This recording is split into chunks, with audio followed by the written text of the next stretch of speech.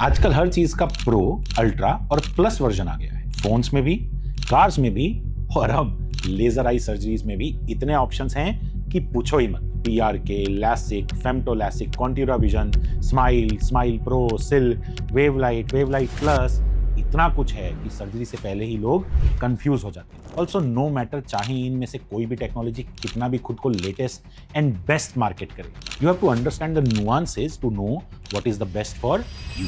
और आज हम यही डिस्कस करेंगे। हाय, मैं हूं डॉक्टर उत्सव बंसल, ऑफ्थैल्मोलॉजिस्ट एंड फाउंडर ऑफ सोच आई केयर। आज की वीडियो में हम PRK से लेकर वेवलाइट प्लस तक हर major laser vision correction procedure को सिंपल और प्रैक्टिकल तरीके से समझेंगे, ताकि वीडियो के एंड तक आप समझ सकें कि आपके लिए बेस्ट चॉइस क्या है।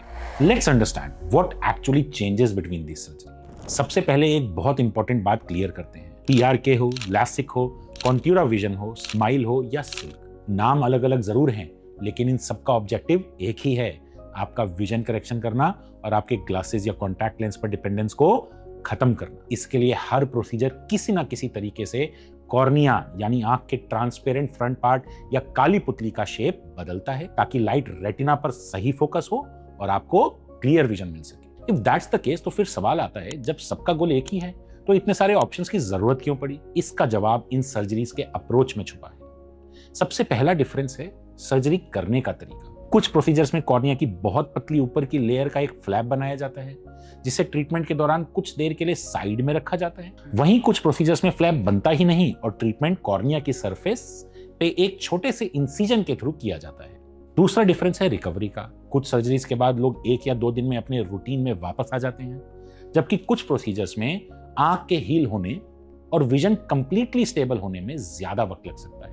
तीसरा डिफरेंस है ट्रीटमेंट की कस्टमाइजेशन। आज की कुछ टेक्नोलॉजीज ट्रीटमेंट प्लान करते वक्त सिर्फ ग्लासेस के नंबर पर ही डिपेंड नहीं करती। ये कॉर्निया के डिटेल्ड मैप या आई के एडिशनल मेजरमेंट्स का यूज करके ट्रीटमेंट को पर्सनलाइज करने की कोशिश करती है। और सबसे इंपॉर्टेंट बात, हर सर्जरी हर पेशेंट के लिए नहीं होती। कॉर्निया की थिकनेस, ग्लासेस का नंबर, ड्राई आई, लाइफस्टाइल और डिटेल्ड आई एग्जामिनेशन जैसे फैक्टर्स मिलकर डिसाइड करते हैं कि आपके लिए कौन सी प्रोसीजर रिकमेंड की जाएगी।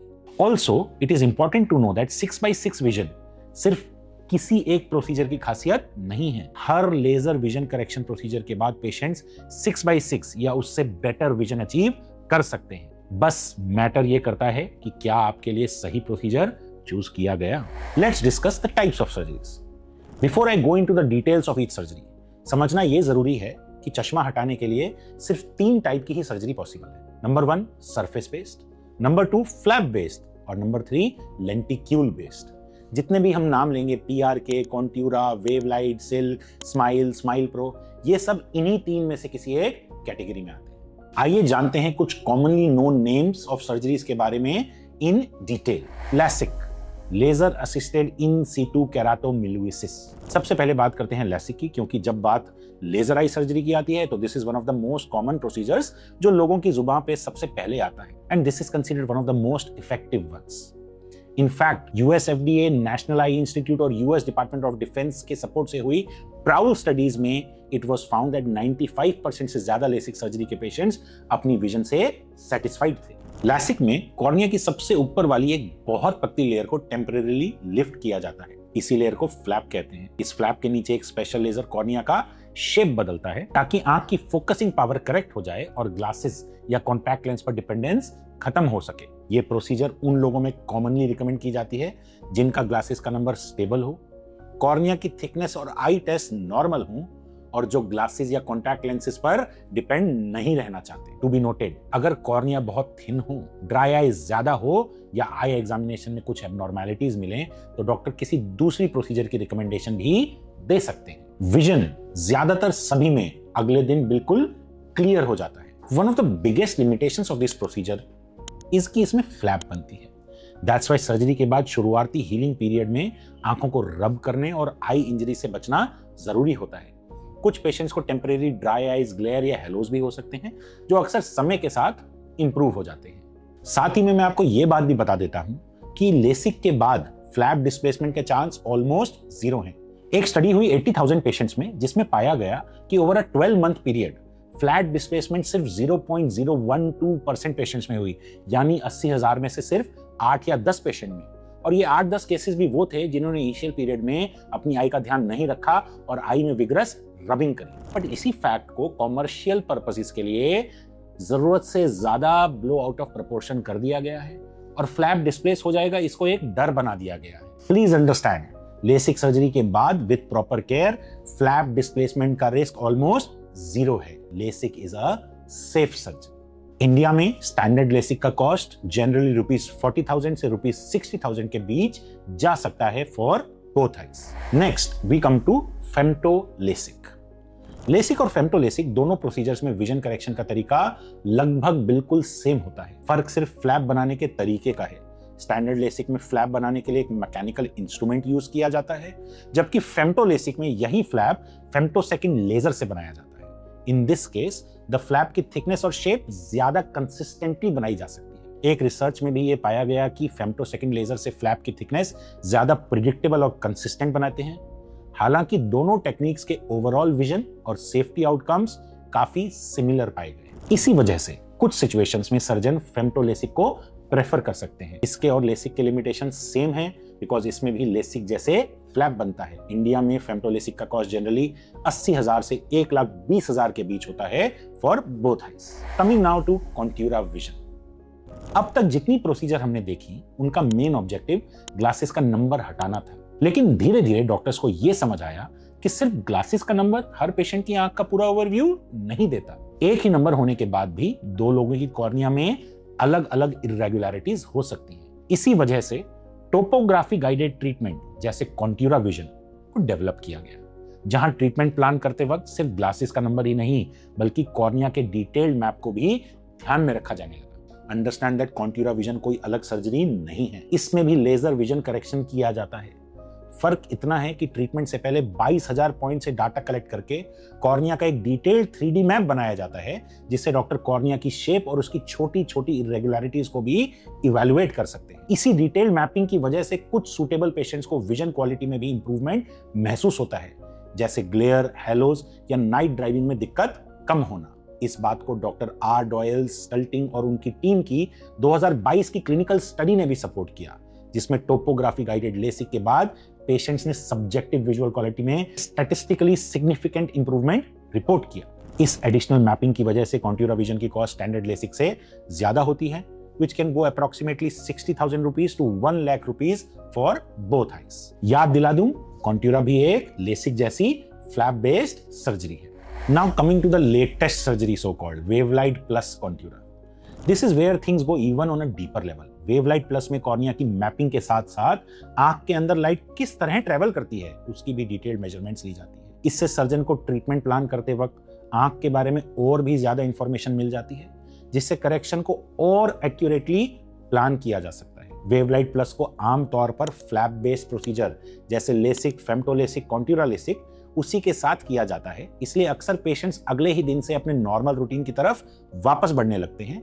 लेकिन शुरुआती कुछ हफ्तों तक आंखों को रब करने या इंजरी से बचना जरूरी होता है। इस टेक्नोलॉजी का पोटेंशियल एडवांटेज उन पेशेंट्स में है जहां एडिशनल मेजरमेंट्स की मदद से ट्रीटमेंट को और ज्यादा पर्सनलाइज किया जा सके। कुछ सेलेक्टेड पेशेंट्स में नाइट विजन, ग्लेयर, हेलोज और कंट्रास्ट सेंसिटिविटी जैसे विजुअल क्वालिटी के एस्पेक्ट्स में भी बेहतर आउटकम्स देखने को मिल सकते हैं। हालांकि ये बेनिफिट्स हर पेशेंट में एक जैसे नहीं होते। WaveLight plus being a latest and advance technology, ये हर आई हेल्थ सेंटर पर आपको अवेलेबल अभी नहीं मिलेगी, जिसके चलते the cost is a little on the premium side. You can expect the cost to be anywhere around 1,20,000 to 1,80,000 for both eyes। In fact, इसी philosophy को ध्यान रखते हुए हम सोच आई केयर में वेवलाइट प्लस कॉन्ट्यूरा विजन पर बेस्ड एक एडवांस सॉल्यूशन डेवलप कर रहे हैं, जिसका ऑब्जेक्टिव रहेगा लेजर विजन करेक्शन को और भी पर्सनलाइज बनाना हमारे पेशेंट्स के लिए। To know more about this, you can reach out to us or follow our socials to stay updated with the latest information on it। Now let's discuss about PRK, Photo Refractive Keratectomy।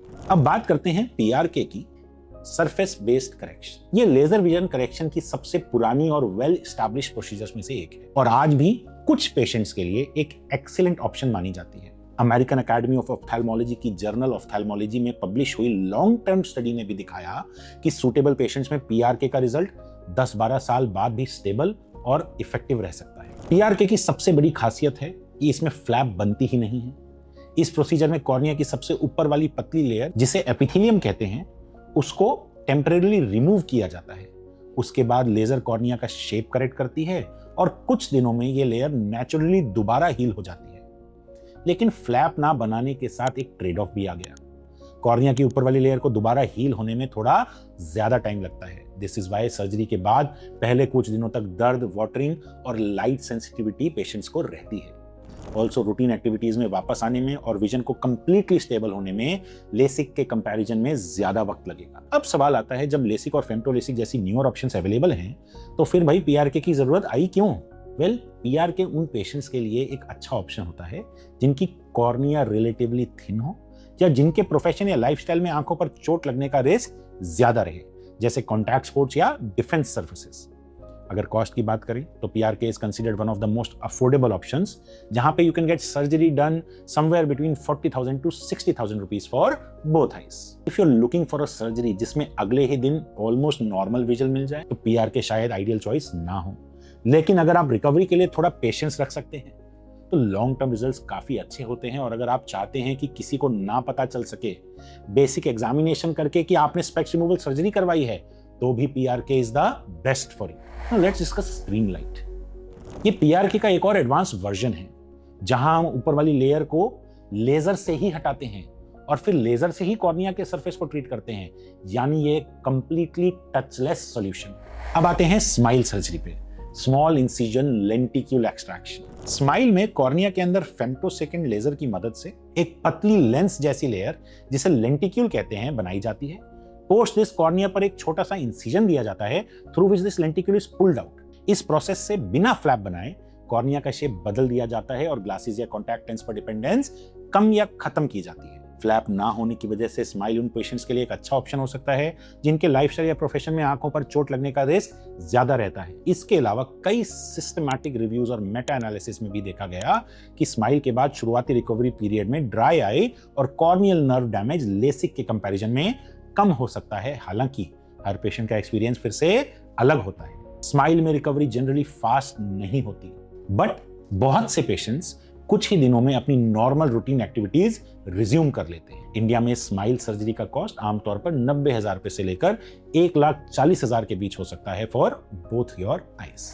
Moving on to SILK, smooth incision lenticule keratomileusis. SILK surgery is similar to SMILE surgery, with the main difference being just the name of the manufacturing company and the fact कि laser जो silk में होता है वो एक lower energy level पे operate करता है कंपेयर टू स्माइल। बाकी लेजर विजन करेक्शन प्रोसीजर्स की तरह सिल्क के साथ भी कुछ रिस्क और कॉम्प्लिकेशंस हो सकते हैं, जैसे under correction of the number, over correction of the number, glare या हेलोस। कुछ पेशेंट्स को सर्जरी के बाद टेम्परेरी ड्राई आई सिम्टम्स महसूस हो सकते हैं। इंडिया में सिल्क सर्जरी का कॉस्ट आमतौर पर 1,20,000 से 1,80,000 के बीच हो सकता है फॉर बोथ आईज, क्योंकि ये भी एक प्रीमियम प्रोसीजर है जो हर आई हेल्थ सेंटर पर अवेलेबल नहीं होता। टू कंक्लूड, मैं उम्मीद करता हूं कि इस वीडियो के बाद लेजर विजन करेक्शन सर्जरी की टाइप्स को लेकर आपकी क्वेरीज क्लियर हो गई होंगी। मेन बात यह है कि latest does not mean best and that one surgery does not fit all. किसी और की आंख के लिए जो अच्छा है वो जरूरी नहीं है आपके लिए भी सुटेबल हो। अगर वीडियो हेल्पफुल लगी हो तो इसे लाइक, चैनल को सब्सक्राइब करें, और अगर आपको अपनी आंखों के बारे में कोई सवाल या फिर कंसल्टेशन बुक करना चाहते हैं तो नीचे दिए गए डिटेल्स पर हमसे कॉन्टैक्ट कर सकते हैं।